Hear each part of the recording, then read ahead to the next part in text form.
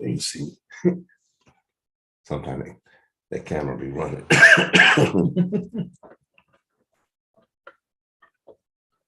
Okay, everybody out there in YouTube land, y'all know how we do. We started out here, we be live, and then we got to get everybody on Facebook. So y'all excuse us. Y'all know how we do everything here. If you don't, you're going to learn today. Okay. Okay, let's see. Let's do this here.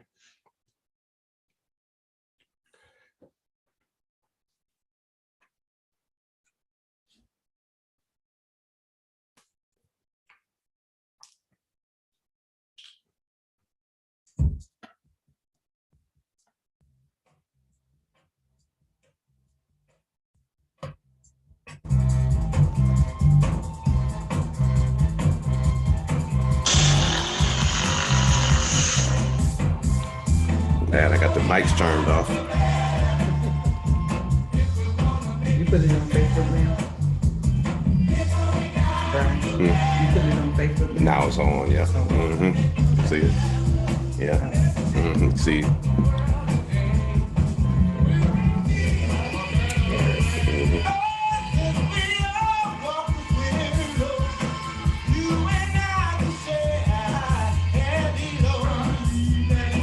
For a change of mind, we one another, you lean on my brother, listen to me.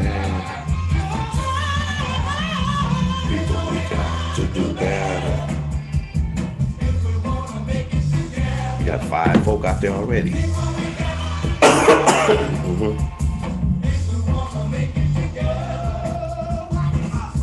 Tear each other down. We must to stop all this messing around. Stopping to worry about me, listening off you to help me see that it's time for a change of mind.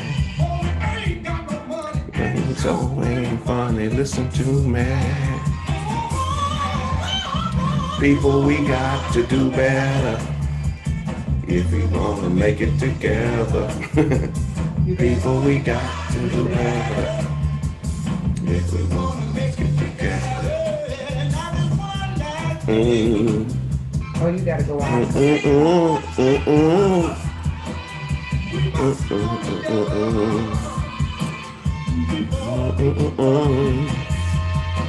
There's no room for the fool who refuses to share.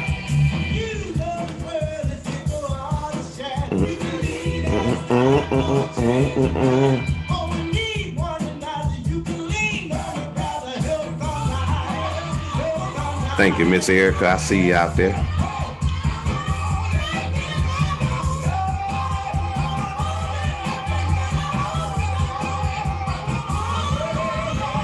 People, we got to do better if we want to make it together. Yeah. People, we got like that, no, right? We have to do better. And not waiting on people's permission to do better. We have a tendency of waiting on somebody else to do it. Yep. If we have to have permission. Yep, right. To think outside the box for ourselves. Right.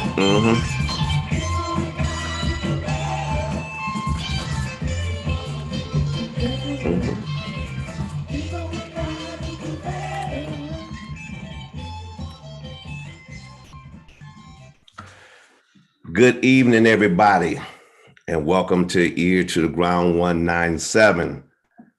This is a very special segment, first time we're doing this. And before I get into this, Deborah, let me do this right here. Y'all didn't notice I didn't pay my theme song. Right. Got a new theme song. New theme song. That was the Soulmates, the Soulful Soulmates. And one of the writers of that song was Keith Boone. And Keith Boone gave me permission to legally use that record and to use it on my song. But the reason why I played it tonight, Deborah, because one of the artists is on there, and he was a co-writer name, and his name was Jack Wallace. And he passed away a couple of weeks ago, and his funeral was just Friday. And I was thinking of him. And that was Jack Wallace, Milton Ellis, Robert Evans, the late Robert Evans, Keith Boone, Soulful Self-Links from right here from Ypsilanti. Okay. And songs that we got to do better. Yes. Yeah. Yes. If we want to make it together. If we want to make it together, we got to do better. And I think that's so appropriate. It is appropriate. You know what I'm saying? It's so appropriate. We got to do better. We got to do better. And that's what Deborah and I are here tonight for, you know, to share some uplifting information. Right. That I believe do better. To help us do better. Right. And we're going to try to do this every Tuesday night. As long as the Lord allows us to do it. The Lord allows us to do it. Right. And I like the message that you bring. And I'm glad that you reached out to me and you say, hey, Bryan, can we, you know, and I said, let's make this happen. Right. So this is the first time out with it and we're doing that. But before we get into the segment, there's two things I want to do, right? Okay. First of all, one of the sponsors of Ear to the Ground 197 is my sister, Tracy Davis, owner of Tracy's Sweet Touch Production. And if you had been watching the show before, Tracy would always make gifts for the guests. And you've been on here 3 times and this is your 4th. Right. So I want to get this to you. Yeah, I want to get this to you right here. Check that out. Okay, check that out. Open that up. Okay. Tracy. Okay. Making a girl feel special. Okay. It's Tracy's Sweet Touch Productions. And you're part of the show now. So I still had to give you what was yours. You get what I'm saying? And she dropped that off. And you got one of the exclusives. Open that up. Open that up. Okay. Let's see what you got there. Yeah. That's Tracy Davis of Tracy Sweet Touch Production, one of the sponsors of Ear to Ground 197. Yeah, thank you. You got an exclusive. Yeah. That's from Tracy, you know. Thank you, Tracy. And blessings. So thank you. A girl loves her coffee. Yeah, exactly. So that's Tracy, right? So you got one of those right there. And she made those exclusively. This image that we have in our background, that is Kayla Barfield. Yeah. The daughter of Lisa Barfield. Lisa reached out to me and a few other people in the community. Yeah, leave that up there so the folks can see it. You got that's your coaster right there. Okay. That's yours, okay? I got mine right here. That's your coaster. Okay, right. And so Lisa reached out to me and some other people in the community. Her daughter had been murdered in late February of this year. And her cousin found her. And what had happened was her job had called Lisa, who was her mother, to do a welfare check. And so got in touch with her cousin. Cousin actually found Kayla dead in the backseat of her car, covered in clothes. Yeah, covered in clothes. So when Lisa and her daughter Janan got there, she was still alive. And she died a couple of days later. March 11th, 2022.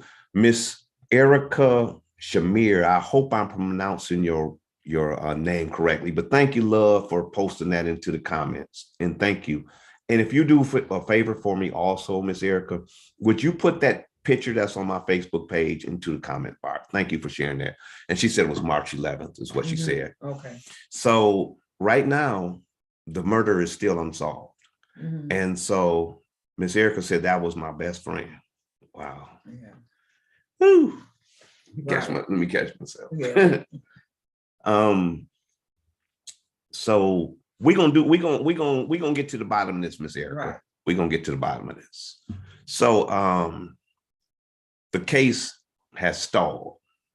They're not doing anything else to actively find the murderer of Kayla Barfield. So Lisa reached out to myself and some other people in the community. And Deborah, I figured that the best I could do was to put that information out on our platform. Right. And so that's why we have this picture back here. Right. So you can keep her in front for it and say the name, Kayla Barfield, so that we can keep that alive, you know? And so thank you, sister. Yes, she kind of touched me right there, you know. Right. So, Miss Deborah. Yes, sir. So. Yes, Bryan. Okay, there you go. Yeah. Yeah. Get me on these technicalities. Okay, right. Okay. All right. So, Miss Deborah, you are your child's first teacher. You are your child's first teacher. Part 2. Part 2. Okay. Yes. Why I catch my breath. Why don't you give folks a recap on how we got here and where we at before we segue into part 2? Okay. Talk about how we got here and tell people. Let's say this because we're gonna. Some people may not know who you are. Right. This may be their first time tuning in the segment. You get what I'm saying? But share with the people who you are, what you're about, your organization and stuff like that, and then we can get into what we're getting at. Is that cool? We kind of finding our way through this, like I said, organic. We gonna, yeah. We ain't got nothing scripted. Right. We ain't got no notes. Y'all see, we ain't got no. You left me at home anyway. Okay. So, Miss Deborah Thomas, go ahead and talk to the people, man. So, my name is Deborah Thomas. I am the founder of WOW, Wonders of the World. I have a passion. My heart beats for children. I am a certified wisdom life coach and certified to do CBT therapy, which is cognitive behavior therapy.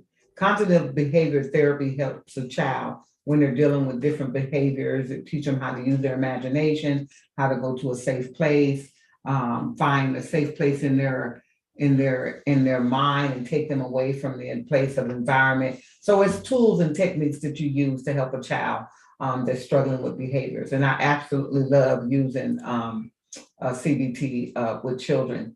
I am also certified life coach, and as certified life coach, I help children deal with peer pressure, life changes, self-esteem, bullying, just all type of same things that we deal with, our children deal with in their world, right? We have our world and they have their world. And I believe that when we're in their world, we help them navigate through that by giving them tools, strategies, and skills to be successful. So that's what I do. That's what I'm passionate about. Okay. I also do family and children behavior modification. That means to modify the behavior that your child may be demonstrating, but keeping their personality, their character, and their strengths. Because a lot of times children may have behaviors because they're leaders.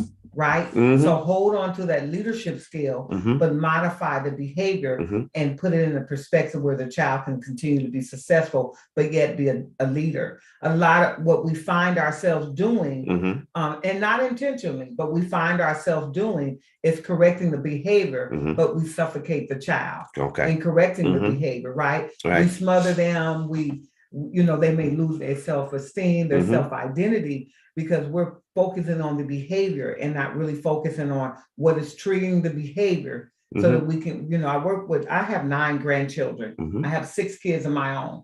With my children, I didn't have this knowledge. I've been doing this for over 20 years with adolescent and early child education. I have hold 2 degrees in early education and development for children. Here's the thing is what I've learned in working with my own children. I made all the mistakes that many of us made, right? That was put on us for our forefathers and how we, from generation to generations, we did because it was done to us. What we call the generational curse. What we call the generational curse. Okay. And so now that God has given me a revelation, and I didn't have this until recently, God has given me a revelation that the tools that I have been carrying are used to break generational curses, right? Because we can pray. We praying people. We know how to pray. But work without faith is dead. We got to learn how to move our feet. We got to be able to move our feet. You can ask for a job, but you got to look for the job. He'll give it to you. Okay. Right. But you got to do the work. Yeah. And so breaking those generational curses, we have to accompany them with behavior change, the way we think and the way we react to certain things. Okay. And I know you see that comment in there, Brother Cordell. What's the name of your organization and what's the website? The name of my organization is WOW, Wonders of the World. My website is www.hisgom. That is for healing from the inside out. God is my medicine. When I first started this a few years ago, actually doing my services Mhm. and also building my website and extending myself out. It's about 4 years now, 4.5 years. When I first started, it started as healing from the inside out, and God just began to develop it. It started with me giving my testimony and blogs about how I overcame through the same stuff that I Right. teach families and teachers to get healed. And God began to expand it. We stifled it into developing this vision that's bigger than myself, right? Right. And that is to heal the community, Mhm. not just use it to heal my own family or my nearby friends, but to use these tools to heal the family. And that is why I'm so passionate about it. And, I get the question, I've said this before, why do I do it free? Well, it's a gift that was given to me free. I mean, I did some work, but God has expended this to a gift that is beyond natural man, right? He's put an anointing on this thing. And so I cannot find myself to disqualify any family to be made whole because I have a dollar sign on it. Yeah. My reward comes from him. And so I believe that this information is a powerful tool, strategies. There are strategies, there are techniques, and I believe that they're powerful for changing the lives of families as a whole. Okay. And if we can change one family at a time, we can impact our future generation. Right. Seeds that we sow today, we may not never see, but they will impact our future children's lives. Right. And the song we opened up was "People We Got to Do Better If We Want to make it together." One thing we didn't do, and you hit on it and reminded it and saying, it starts with the family, then it extends to the extended family, the neighborhood, the community, and the center, what have you. The city, excuse me. But I forgot to tell everybody to type into the comment box. Why one? Why did I tell everybody why one? Ypsilanti first. Ypsilanti first. Can I challenge them with go ahead. With a YC one? Okay. Ypsilanti's children's first. Okay, I like that. First. Okay. Right? Because it's starting with our children. Our children are in crisis. You struggle with your emotions. I know what you're talking about, right? Because our children are such a crisis. It's heartbreaking. And so we have to get past what we did yesterday and what we did before, and just deal with what can we do today. Yeah. Right. No blame. This is a non-judgment zone. This is a Not safe here. place. This place is a safe. This is a safe place. This ain't like you said. This ain't that show. Right. This ain't that show. This ain't that place. Right. This is a safe place. No judgment here, because I'll be the first one to say I made all the mistakes. And I want to thank everybody out there. I see you out there, Veronica and Peggy, and reminding everybody put Y1 in there. And I like that you came up that YC1. You kind of moving in them. Anyway, well, that's what we're going to work this thing out. But we ask everybody to like, share, and put YC1 in. We're going to put YC1 and we're going to move it in there. Ypsilanti community, Ypsilanti children first. We're going to run with that. And the reason why we do that is because, hey, Deborah, what's going on, baby? I ain't seen you in a while. All my sisters are coming out here tonight. We ask people to do that for not for to get a whole bunch of likes, but to share the information around to stimulate the algorithm and what have you. Yeah, so and that's why we do that. Hey, look, what's going on, Libby? Golly, we got some folks out here. Okay. I think we got the chill bumps off. Okay. Yeah, we got the goosebumps off because this is our first time out. It's my first time just doing kind of light, kind of night and stuff and everything like that. Hey, Robin, what's going on? So I think we're ready to roll. I think you subtitled this segment, "Preparing Your Children or Our Children for Success." Preparing them for success. Success. Okay. Can we get a baseline definition of success before we start talking about preparing? Let me tell you why I say that. There are so many people who have a definition of success. Right.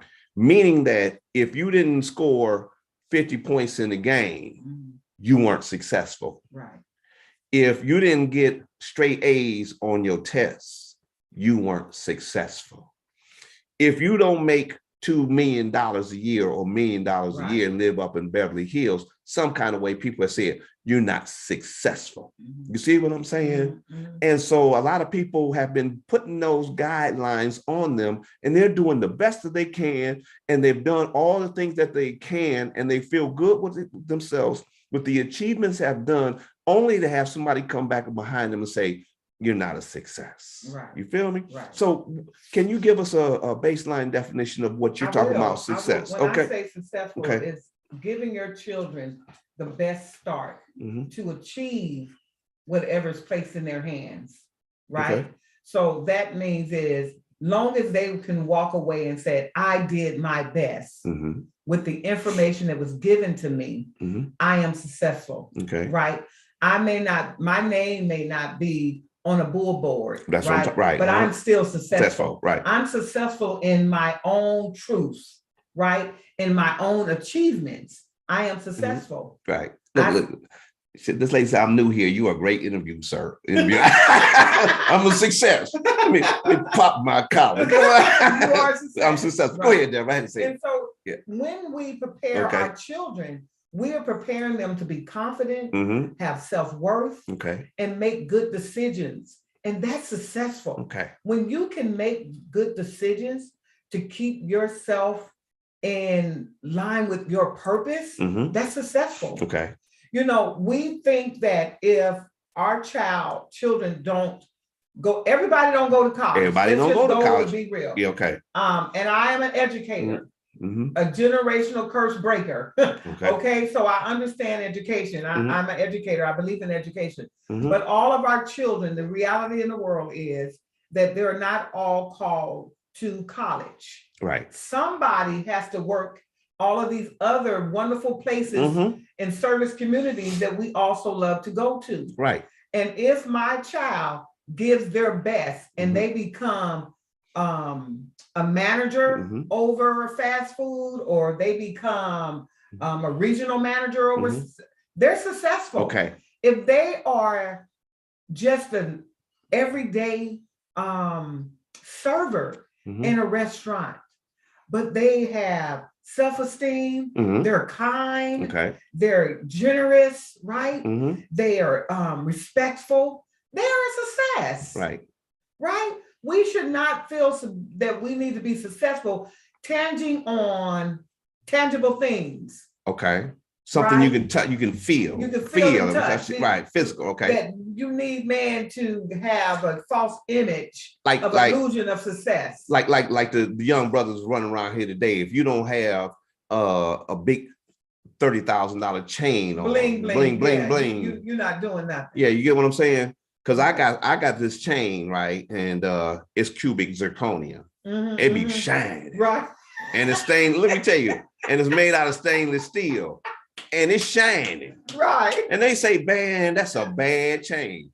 Is it real? Mhm, That's what he asked me. right. Is it real? Right. And I said, you sitting right here looking at it, but is it real? Right. Yeah, it's real. But some people assume that you're successful because you got have it on it. Yeah. Right. I can't remember. I didn't pay $100 for that chain. You know what I'm saying? Right. I put some jewelry cleaner on there, throw that bad boy with a black turtleneck, and I'm off and good. You know what I'm saying? Is it real? Yeah, he looked good, but it ain't real. So success for you now. Right. You get what I'm saying? Mm-hmm. So we get caught up, like you say, in those tangible things. In those tangible things, we get caught up in what the world says successful. What success is. Okay. We got a question out there. We have a question from Betty. She Okay. said, what happens if my child is angry all the time? Okay. What happens with your child is angry all the time? Okay. You know what?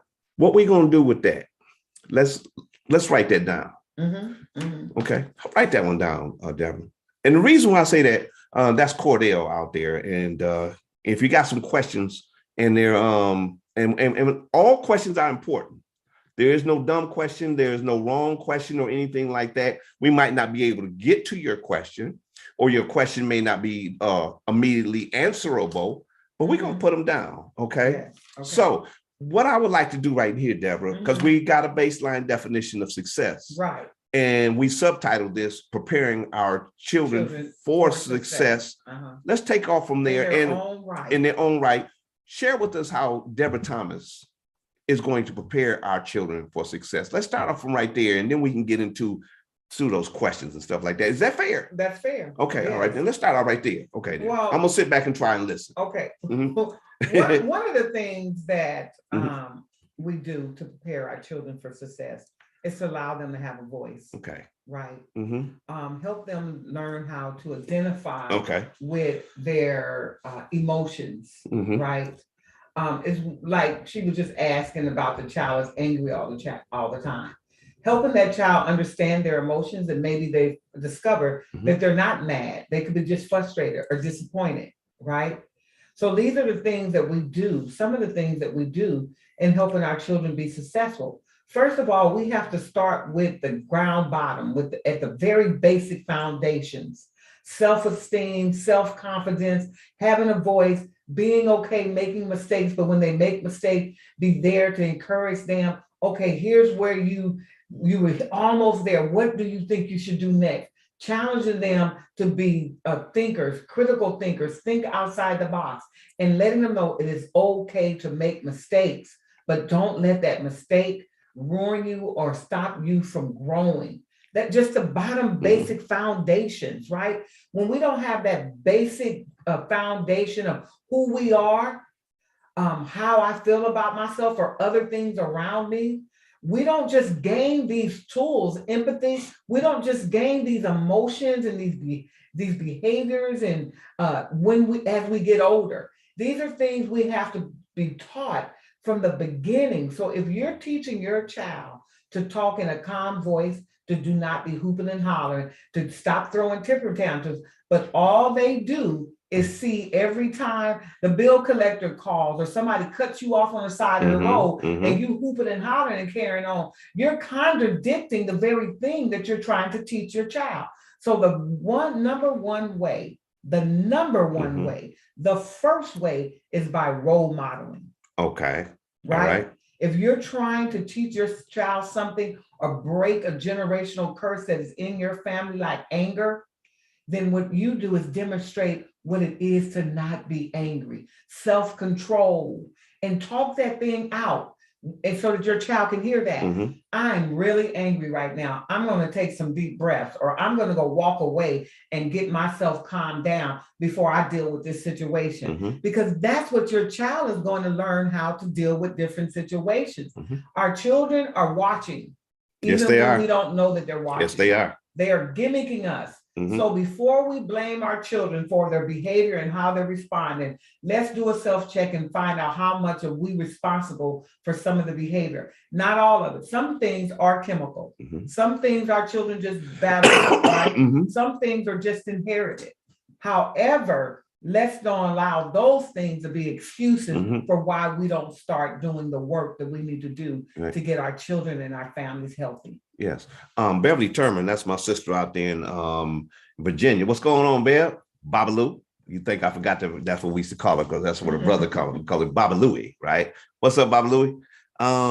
She said children are always watching. They're always watching. And we talked about this before. They're like sponges. They're like sponges. And they don't differentiate between a sponge doesn't differentiate between good water and dirty water. That's right. It absorbs all water. All water. So you said something like that, like some things are just inherited genetically. And I begin to understand this science is called epigenetics. And epigenetics is a word for epi means on the surface. You get on like epiderms, okay, and what have you and stuff like that. And so what we begin to understand is that children are products of their environment and absorb it immediately. You get what I'm saying? So if they're raised in an unhealthy environment, they're going to do nothing but, as you said, mimic the environment that they are in.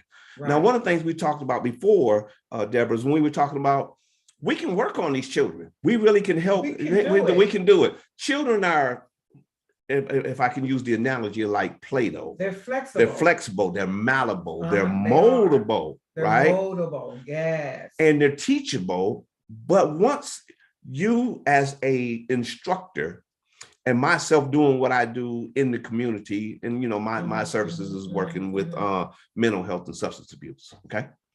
But once we have got the child's attention, and we kind of got them on the right track, if you will. But what happens when we send them back to an unhealthy environment? You get what I mean? How do we handle that? How do we handle, Well, we working on it, we helping the Right. children, but right. it taking going back into an unhealthy environment, Which is okay? a challenge. It's But okay, one all right. thing you had said, and Mhm. that our children are a product of our environment. Right. And that's why I have the philosophy, control the environment and not the child. Okay. Because we look at the child first, Mhm. right? But we don't understand the behavior can be directly manifested because of the environment. That's what I'm talking about. So sometimes we need to check the environment first. So they Now- inherited their environment, what we was talking They about, through inherited what their we understand is called epigenetics. Right. Okay, all right. So when you say we're taking them back in the community, and Mhm. they're going back into the communities, into the schools, Mhm. and we're giving them the tools, and we're Mhm. giving them the strategies and techniques to Right. critically think and Mhm. do problem solving and all these things that we're doing, and then they have to go back in. But here's the thing about it is, children are going. We cannot protect children from reality, right? We can't protect them from reality. We cannot protect them in every Expound place. on that. Expound on that. Let me say Okay, this. right. I'm gonna play antagonist. Okay, all okay, all right. right. Expound on that. So my Okay. mother taught me things as a Mhm. young child, All right. right? And it was my responsibility to follow the things that she taught me, even when I wasn't in her presence. Okay. Right. Mhm. So I remember my mom telling us when we got older that everywhere we went, people used to always talk about how mannerable we were, Right. responsible we were, Yeah. how we were. Your kids got some good respectful, they got manners, good manners, they're right. respectful, Mhm. all these kind things. And my mother said, well, at home, I would never know it.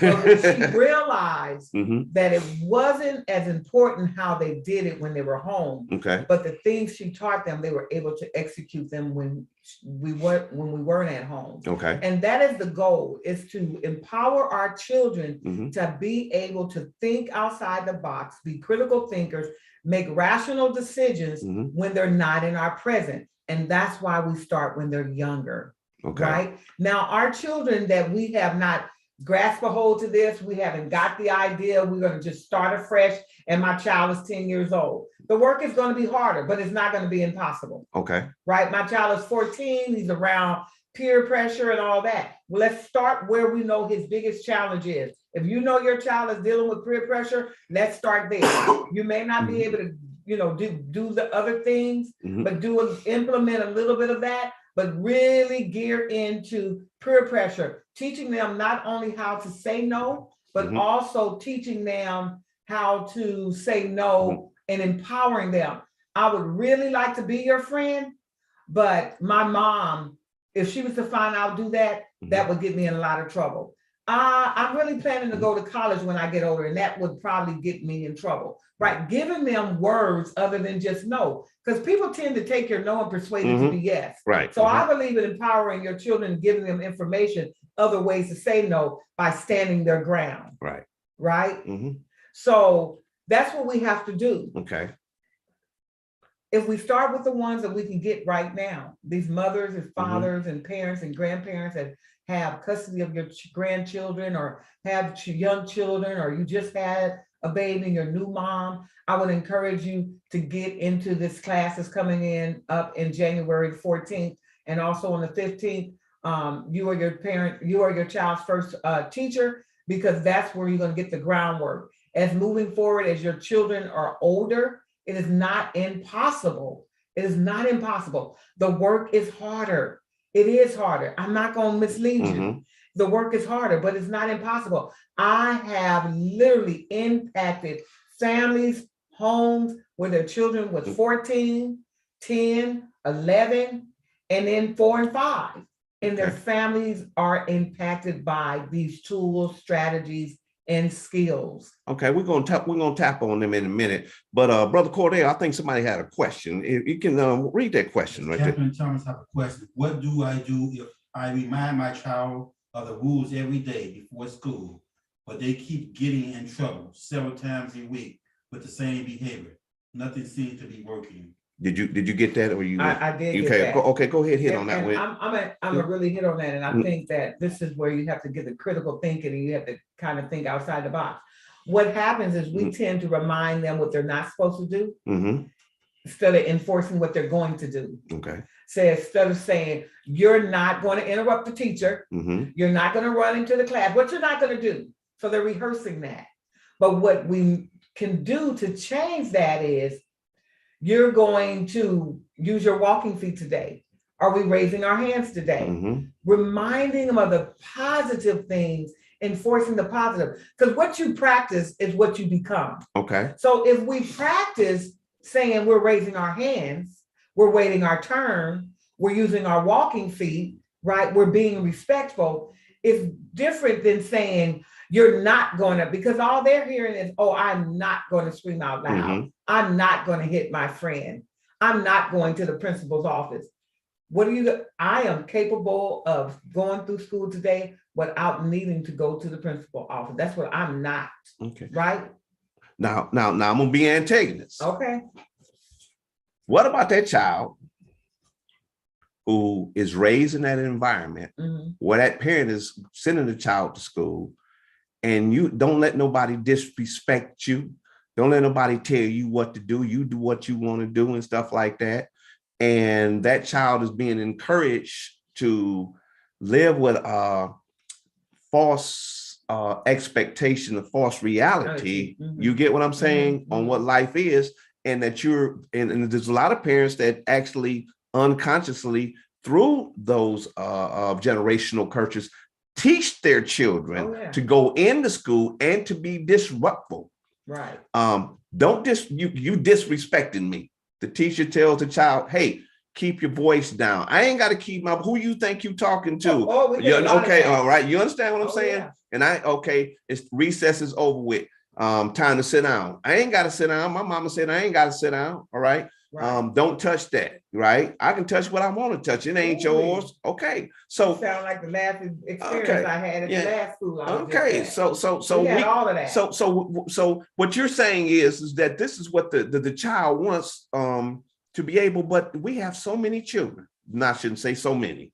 We have children more than we need. that are being instructed and directed to be disrespectful and disruptful in everything that they do, and told that you can't tell me what to do. Right. I ain't got to go in there. Come sit down. I ain't got to do that. My mama told me you can't tell me now. Who you think you is? You think you my mama?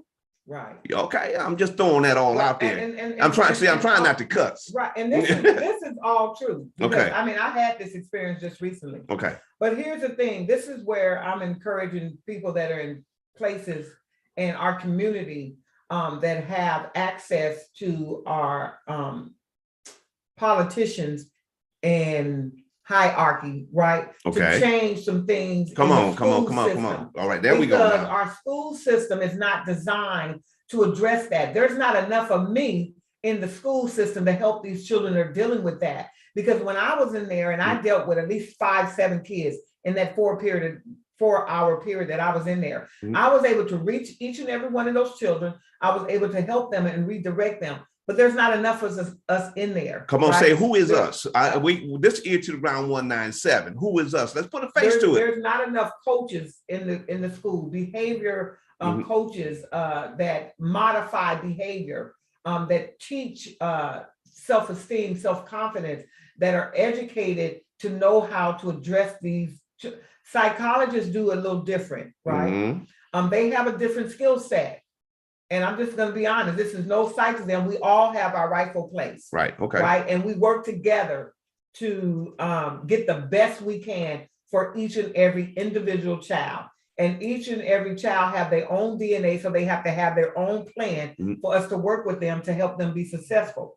But what I will say, if I could imagine, if there were like even 4 of me in the schools, how we could impact the school. My experience, there was one person in the whole school helping all these children, and there were so many children that needed help with expressing themselves, getting out of their emotion of being angry, trying to understand what just happened, And not having the teacher can't really do all that because they have to keep the other 26 kids in order why this other child is struggling socially, emotionally. And this is the reason why I have a demand on me to get the social and emotional learning in the schools, because our children are really, like you said, even if we're teaching them at home, they're going into an environment that does not produce, there's not enough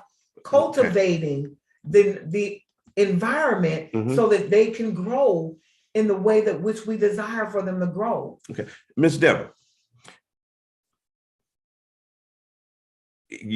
I like what you're sharing, and you said it's not enough of us.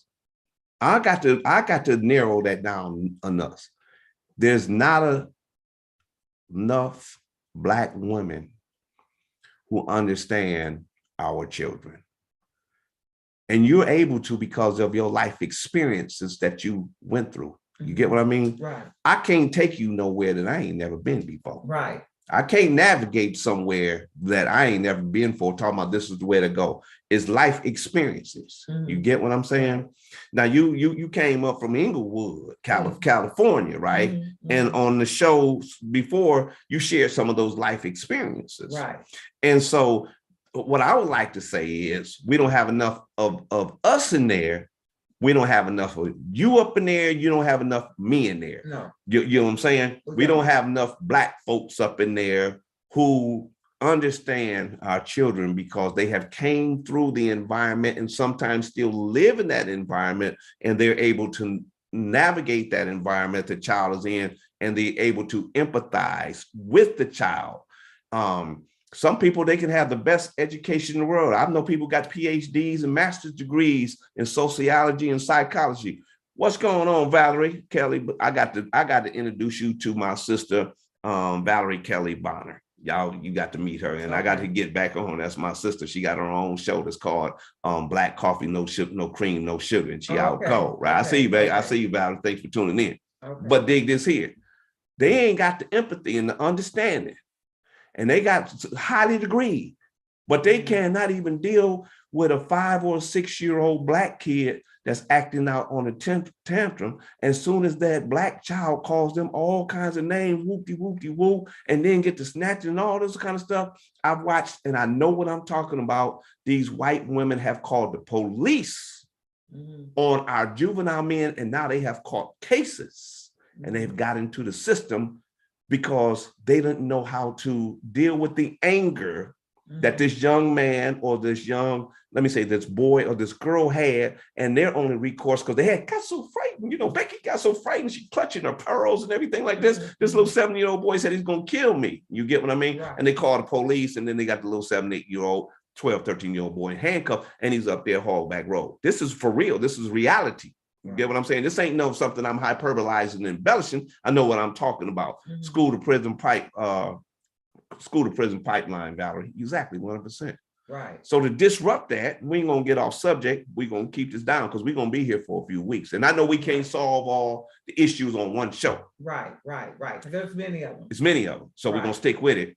But what you was talking about, the coaches, and we're getting back to what you were saying, is not enough coaches, and not enough, it ain't enough you and me. And I will agree. Let me go. I will absolutely agree. In Ypsilanti school, and I'm not going to say school, what schools they are, but I did visit one school, and I didn't see any of us there. I done seen a whole bunch of them there. Ain't a whole bunch in there. I didn't see any of us there. And unfortunately, in my past, I've worked with in Marysville, Washington, on the committee for diversity. And on that committee for the school district, and one of the goals were to get the teachers trained to understand different diversities. And one of the biggest challenges that were there are the teachers did not understand the culture of the children, which they taught every day.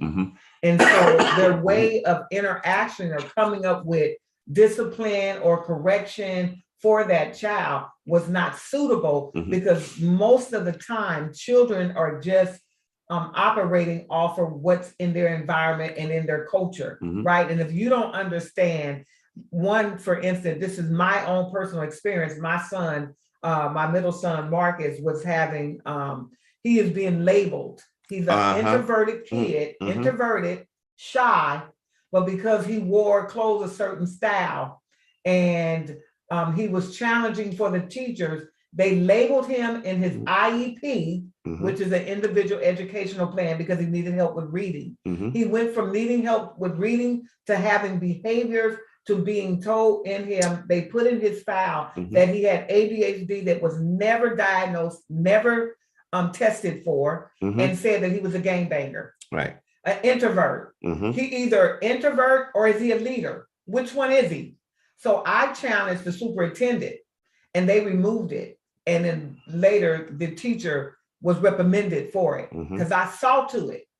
You're going to give my child and say that, and this is the reason why I'm such an advocate for our children, and we are our children. I made the mistake allowing the school to educate my child without me doing the work myself. See, I'm telling you what I know. I made the mistake, right? And so that's why I'm passionate about, we are our children's first teacher. We teach them.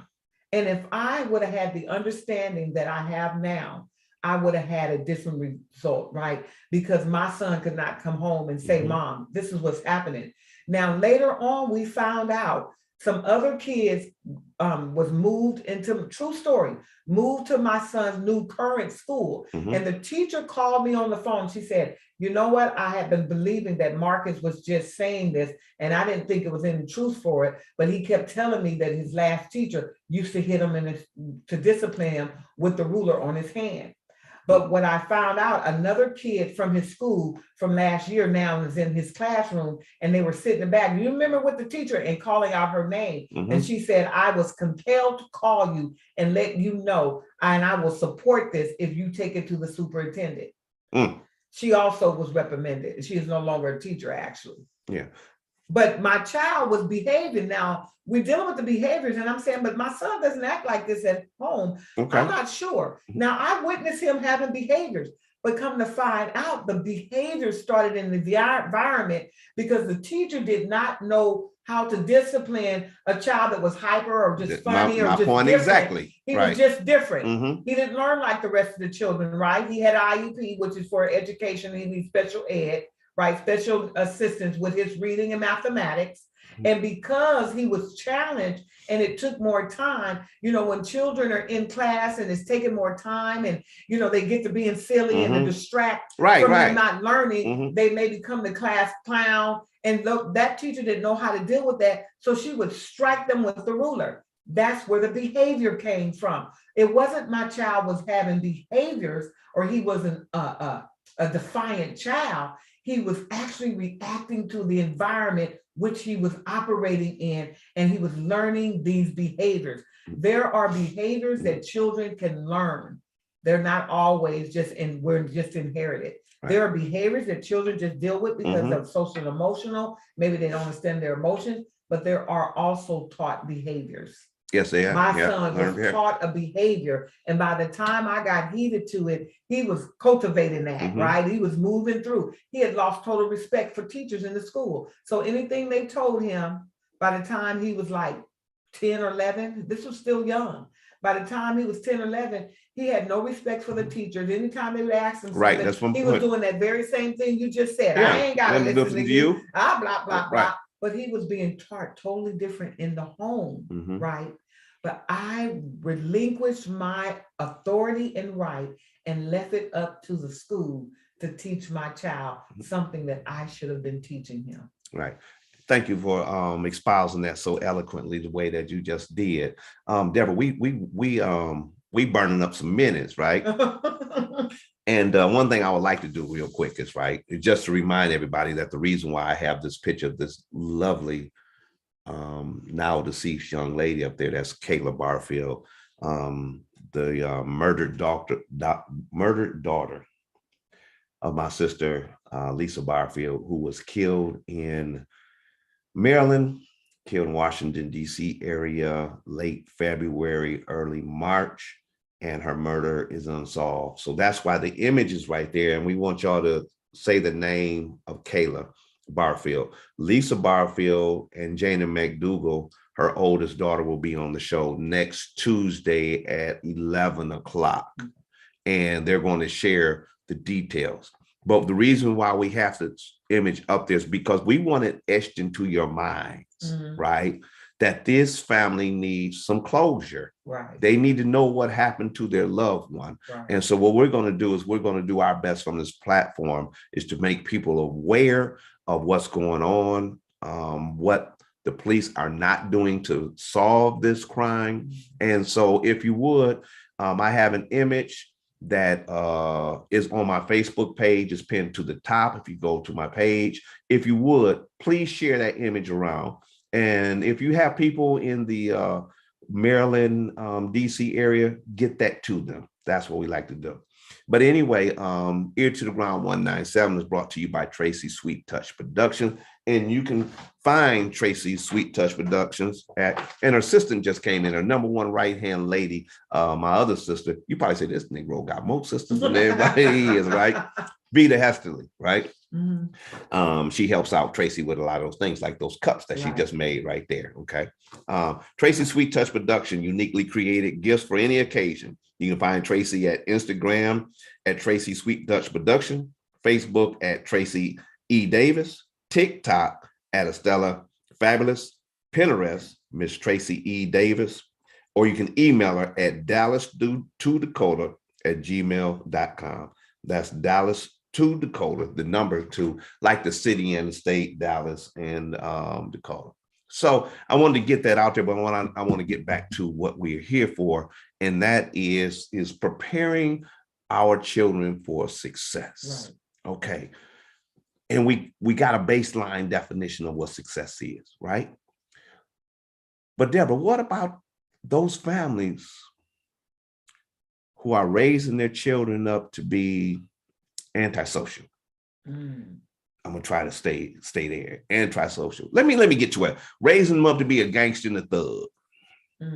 That's what the raising them up to be a criminal. You understand what I'm saying? I mean, let's keep it real. You get what I'm saying? Right. When you look on TV, when you look on the listen to the radio, excuse me, you look on YouTube, those social media sites I just talked about. Some parents are actually encouraging their children to have antisocial behaviors. I watched on TikTok just the other day where a guy, and I don't know his relationship to the father or the children, I don't know, but they buried him and they had laid the coffin into the ground. And what he did was he opened up, he said, "This is your Uncle so-and-so's favorite drink." So we opened up this drink, brand new. That's for real, right? And these 2 children, a boy and a girl, were no older than 10, 11 years old. So he opened up the drink and there was another older child there. Each one of them had a plastic cup. Do you hear me? The father poured out a little drink for them, a little drink for them. This was clear alcohol. This wasn't even wine. This was, let me just say this was whiskey. Okay, right. You understand what I'm saying? Gin, vodka, or something like that. Right. And he poured each one of them one. And he poured him a nice one, good one. And to Uncle who ain't here, he gave these kids this drink and they all slammed it down. And then he poured the rest of the bottle over the coffin. And you can hear somebody in the background saying, "You ought to be ashamed of yourself." Right. You get what I'm saying? Right. Now, I'm using that as an example, but this actually happened and happens. Because marijuana is legal, you actually have parents encouraging their child, either through demonstration, children watching, or telling the child that it's okay to smoke weed because it's legal. Right. How we gonna handle that? What's success? We talking about preparing our child for success. And this is where we have to understand it. We cannot put out all the fires. But I love all the kids. I want all the kids to be happy, Deborah. I want them all to be happy. But here's the reality. Okay, all right. We can't put out all the fires. Okay. And now what you described to me is Mhm. one of them new generational curses. See, Mhm. all the curses don't come from way back when. We start new curses, right? Preach, We start preach. new stuff with new behavior. And so I remember back in the day when we was doing all that Mhm. in the hood and Right. dropping one for the homeboy. Right. That's just something that was inherited, Mhm. right? And now it becomes a curse because now we're putting it introducing it to the new generation. Okay. And then that generation introduced to it. And that's how it becomes a generational curse. It just gets spread. You know, it's just like if you never had in your family a teen pregnancy, and somebody has a baby at 16. And if you don't break it right there, the next generation, somebody has one at 15, and then some, and those become new generational curses. Right. So everything is not inherited from our forefathers. And so what we have to understand is that we can't put out all the fires, but if we start putting out some fires now, we may not be able to help that particular situation, but we can stop it for the next generations. Okay. Maybe for those kids. Right. Right. So I want to say, don't be discouraged because we can't put out all the fires. If we could put out some of the fires so that we can start our new behavior, right? Our new way of thinking, right? So that it can be contagious. I remember growing up as a child, saying I love you was not a thing. It was demonstrated. My mother worked 16, 12-hour days, 6 days a week. I mean, she worked hard. So saying the word I love you was not something in our home. Right. And I remember when I had my children, because I never heard, I was 38 years old when I remember the first time my mother said I love you. I almost passed out. I was in my I understand. Okay. And so, but I needed to break that for my children. I needed to break that. She didn't get it. And I understood she could not give me what was not deposited into her. We have to deposit, right? Right. And so she couldn't, there was no withdrawal. So I remember I needed to break that off of my life. So I went, and even with my siblings, I would tell them every time they call, love you, they said bye. And I kept on. I tell my kids, they leaving, come in. Love you guys. Have a good day at school. Love you. Love you. It took probably about 4 years before I got my first love you back. But now it's contagious in my family. Right. Right.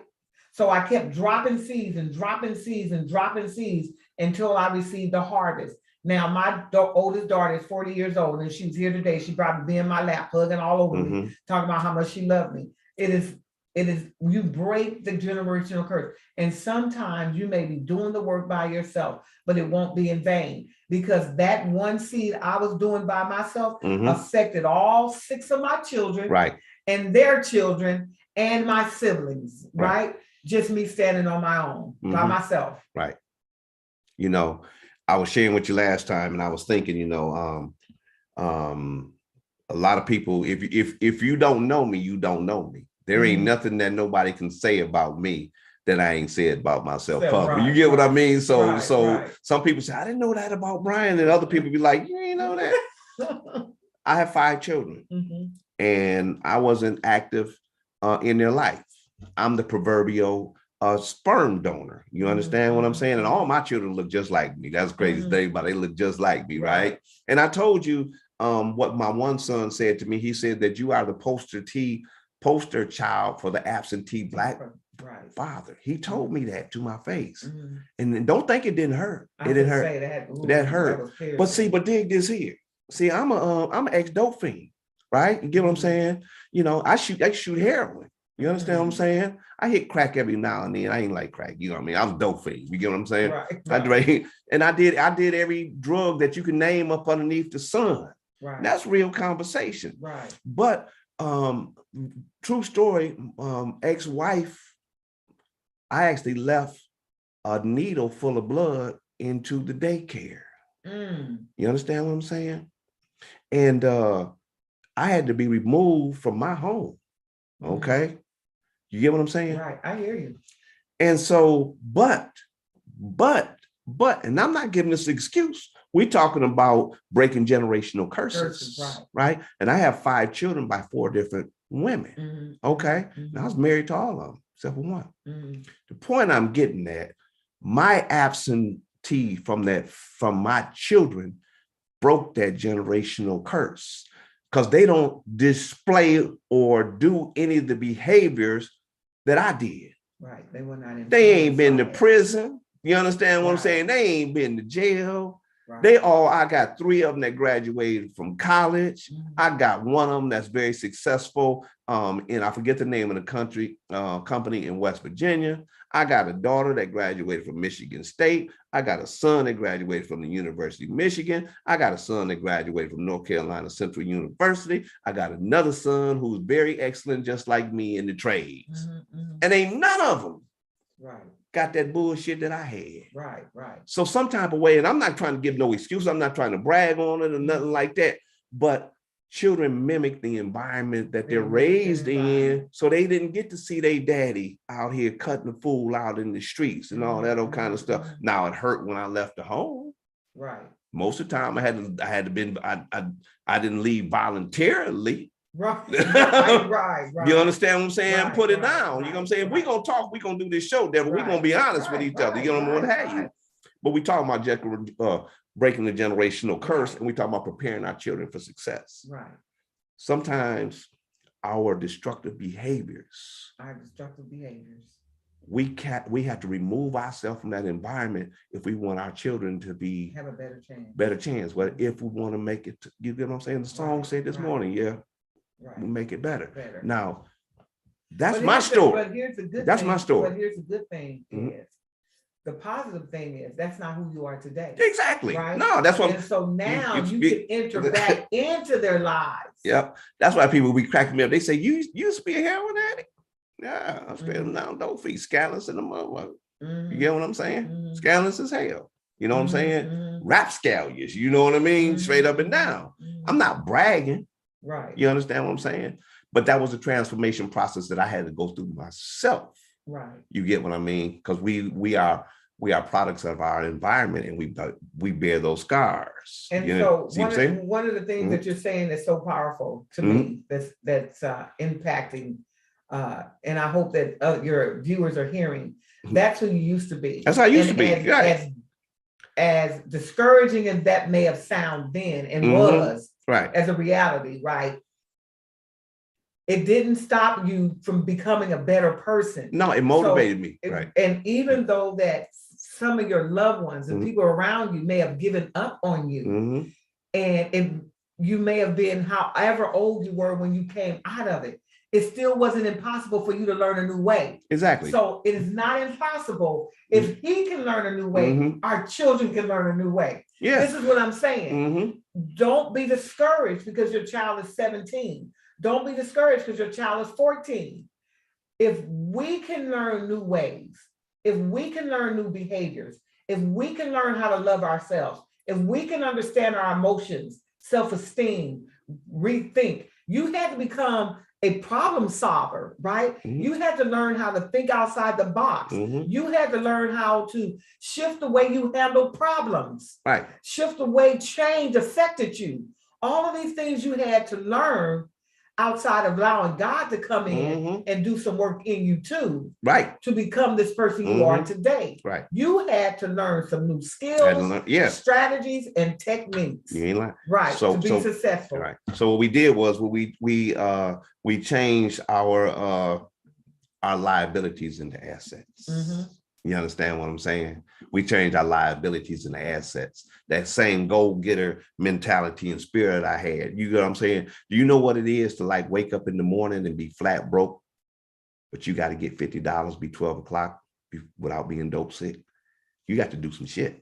Wow. You know what I'm saying? What we do is we flip our liabilities and become assets. Right. You get what I'm saying? Right. Yeah. So but we gonna get in that sometime, you know. It's so good because it's the same thing as what I'm teaching is don't take away from the child's leadership or their skills Right. as you're dealing with the behavior, Mhm. because behind that behavior is something great. Right. So what the same thing with you, Mhm. even though that you learned how to manipulate to make that money, to make those things happen, but what you took that thing that was bad and now you know how to use it and flip it to be good. Right. Flip the script. Flip the script. Right. Good. Yeah. It's the same thing with our children. I see you out there, Libby, and you understand. You got some folks out there. I had to put that out there, you get what I'm saying? Because like you say, it ain't over till it's over. It's not over till it's over. And you get what I'm saying? Preparing your child for success, right? Sometimes we plant seeds with the expectation that we're supposed to eat the fruit. Right. We don't always get to. You don't always get to eat the fruit. And you always don't get to see the fruit, the tree bear the fruit. That's right.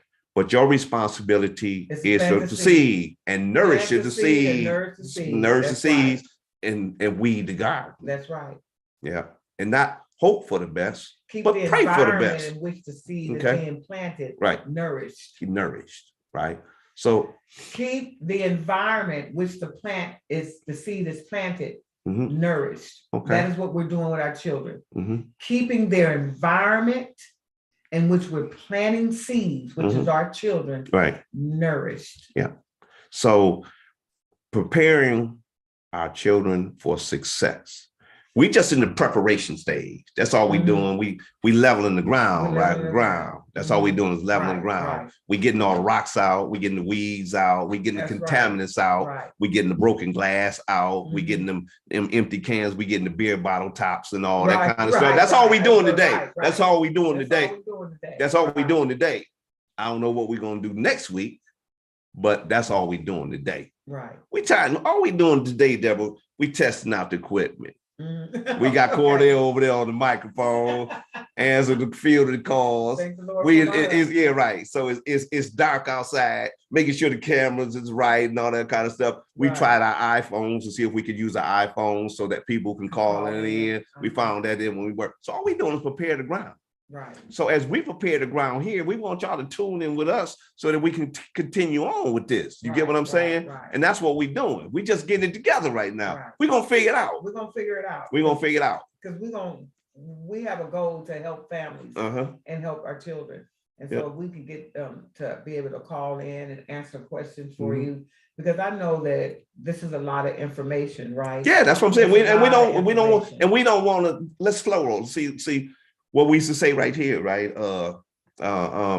Yo, man, I need, you to do something to do this right here, whoopty whoop whoop, but it ain't right here at the time. So slow roll it on in. Right. You know what I mean? Right. Slow roll. Slow bit, right. So we're gonna slow roll it. We ain't no hurry. Right. We're gonna slow roll it. Okay. Because we don't want to miss nothing.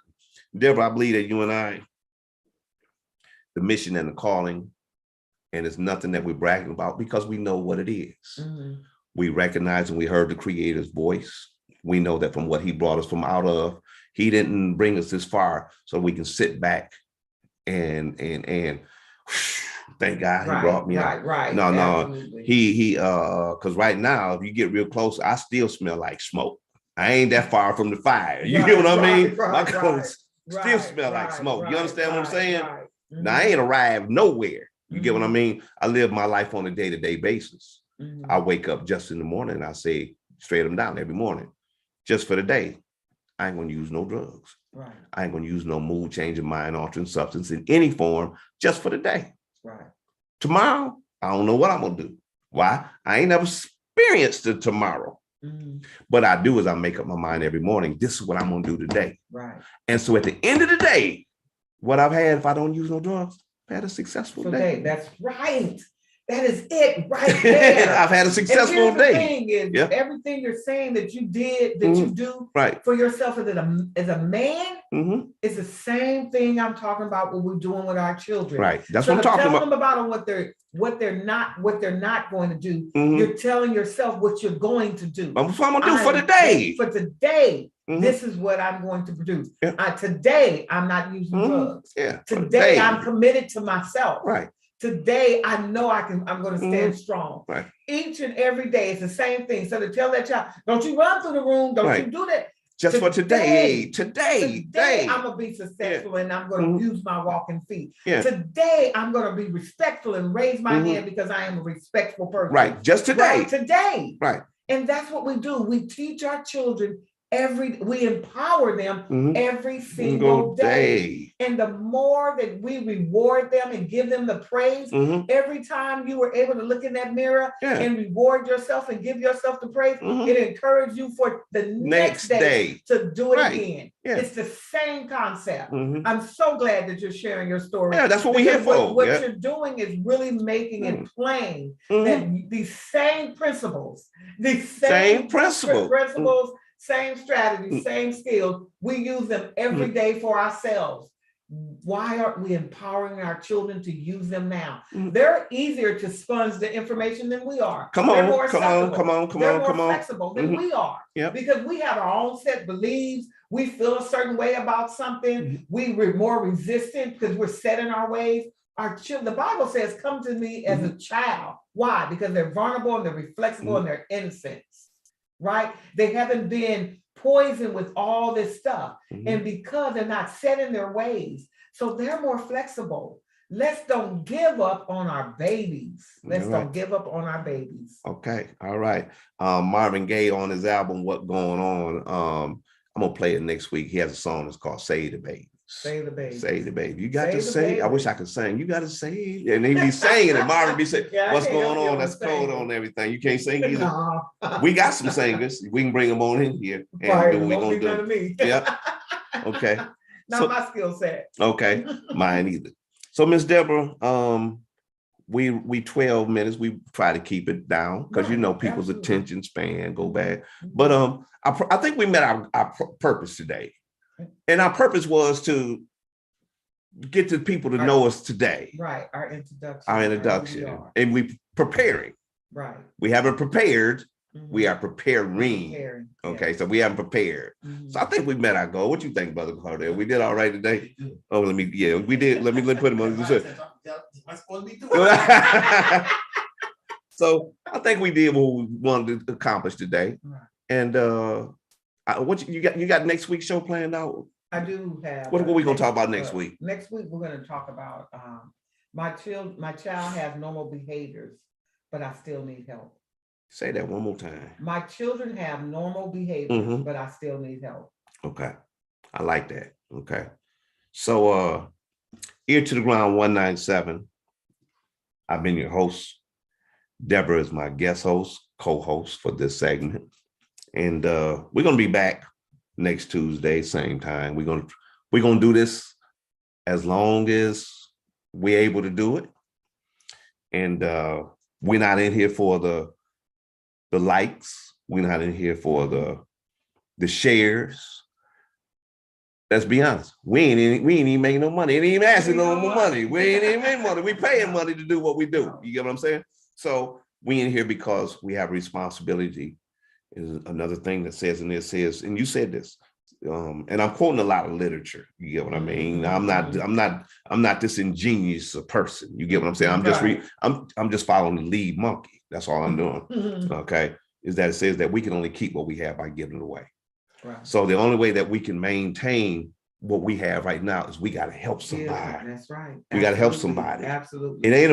It ain't about us no more. No, it's not. It's not about us no more. It was really never about us. It never was. When you find out really about us. No, it's always been about the bigger picture. Excuse me. It's always been about the purpose. When you get down to it, you find out we had to tell people it was never about you. No, it's never about us. It ain't never been about us. You get what I'm saying? About you. You get what I'm saying? Right. About somebody else getting out there to help somebody. So, but I do want to say this, Ed. We do want you to share. And we don't want you to share so that we can have a lot of shares. But we do want you to share because every time you share, someone else get an opportunity to hear this information. Right. Because it's really about healing our families and our community. And I believe one step at a time, one family at a time, we can achieve great things together. So we need you to share. We need you to hit that share button. We need you to put that YC1 or Y1, YC1. What's the Y? Since you done took my stuff and added numbers and letters to it, What's the YC one about that? You had that argument up with God because Okay. he gave it to me. Okay, well, I ain't gonna argue. I've been known to argue with God. Oh, okay. I've been known to ask you questions too. Okay. I ask questions now. Mhm. I'm gonna let you take that. Okay, away. right. I've argued with him now. I ain't won one. Right. He's Okay. never been defeated. He ain't been defeated. He ain't never been defeated. Yeah, but I ask him why. Right. And sometimes he give me an answer that Ypsilanti, Y1 is for Ypsilanti first, Mhm. which I come in agreement with that. Okay. But I also come in agreement with part of Ypsilanti first is Ypsilanti's community, Ypsilanti's children first. Mhm. The children are our community. So let's remember, not only keep Ypsilanti first, but keep the children first as well. Right. Ear to the Ground 197. I've been your host along with my newfound friend, Miss Deborah Thomas. Ear to the Ground 197 is a platform that was predicated on the uplifting and the betterment of people of Southside of Ypsilanti, right? 197 obviously is from the zip code 48197. And but we've reached a broader audience. Right. We were talking this morning not this morning, it's in the evening, but you were talking when you came in, you said, Bryan, how long you been doing this? You get what I'm saying? And I said, I've been doing it for 2 years. And I started out with nothing but a cell phone. Matter of fact, I didn't even start this. I got to give a shout out to Nate Frazier of Heart to Hearts. Oh, okay. Yeah. Nate Frazier of Heart to Hearts was interviewing me at the beginning of the pandemic. And nobody would come out and be on his show. So because everybody was afraid to come out. Right. So Nate would interview me, man, I need you to come back. And I come back, and I come back. And it got to the point one time, Nate was moving on to bigger, better things. And he said, bro, I need you to hold down my show. I said, man, no, man, I don't do that. He said, bro, you can do it. You always do it all the time. I said, I ain't never did this. He said, bro, can you do this for me this one time? So I did it. Mm-hmm. People said, man, I like that, man. You know how people is. You should get your own show. I said, no, I'm sticking with Nate. Nate is the one who asked me on this show. Mm-hmm. And you know how we can do stuff on our own. Right. Mm-hmm. I said, no, I'm stick with Nate. So, man, can you do the show again? And I did it again. And so Nate said, bro, you need to do your own show. You're capable of doing that. Right. Like I said, I started out with the iPhone. So 2 years, and this is where it has brought me to. This isn't what I set out to do. Right. This was not my plan whatsoever. Mm-hmm. I never, the fact of the business is that sometimes public speaking is not my thing. Right. You get what I mean? I'm with you on that. You understand what I'm saying? Uh-huh. So I'll be sitting up in here trying to speak. You get what I mean? Colloquial English. Right. So people understand what I'm talking about. Because for real, excuse me, I'm a straight hood nigga. Okay. I'll be just be learning how to talk. You get what I mean? Right. You know what I mean? My good friend Lacey Horn said to me, he said, Bryan, I didn't know you was bilingual. He said, I said, what you talking about? He said, you speak perfect King's English and you speak perfect hood. So sometimes you see me stuttering over words. You get what I'm saying? Let me tell you why. Sometimes sometimes I be stuttering over my words? Because I have to stop and think about what I'm saying. Other than that, I'll be up in here, beep, beep, beep, beep, beep, beep, beep, beep, beep, beep, beep. It ain't no speech impediment. You get what I'm saying? Anyway, Ear to the Ground 197. I've been your host, Bryan R. Foley, and I got my newfound friend, my guest host, Miss Deborah Thomas. And what we gonna call Cordell? What we gonna call him? Cordell is. What we gonna call Cordell? What are you? We got to give him some technical assistance. Right. We're gonna figure it out. All right. He's my wonderful husband. That's who he is. Okay. All right. Yeah. Okay. All right. So Ear to the Ground 197. We will see you Saturday, and then we're gonna see you. I don't know I forgot who I got on the show this Saturday, right? Oh, yes, I do. Excuse me. Let me back up a little bit. Got my main man on here, Ryan Griffin. Yeah, my main, he been gone because his son plays football for Louisville Cardinals. Football season was over with. They won the bowl game. So he'll be back, right? So my main man, Ryan Griffin will be here. And then on Tuesday, we'll be in here with Lisa Barfield and Jana McDougal Yeah. as they talk about the homicide of Yeah. their daughter and sister. And then you and I will be back here Tuesday evening at 6 o'clock. So in the meantime, if all hearts and minds are clear, Yeah. we're going to get up on out of here. And as our song says, all power to the people. All power to the people. Okay. Yeah.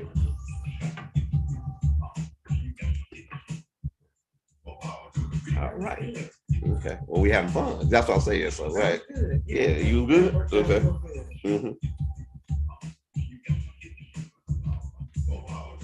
People hung in there for a good while. Yeah, they did. There's some people out there. Yeah, yep. Mm-hmm. Let it share. Wow. Mm-hmm. They hung in there. Mm-hmm.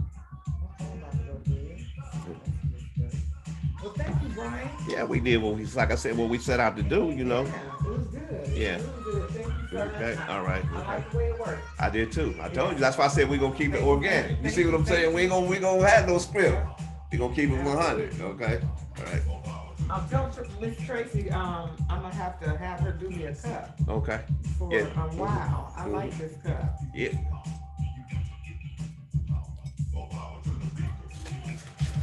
So I said, thank you. I sure will. Okay.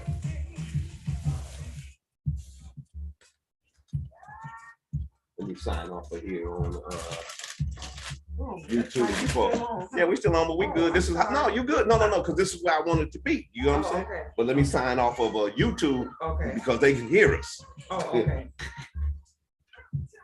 YouTube, catch y'all later. I forget you do YouTube too. Yeah, I forget I do too. I'm over here. Let me see. See.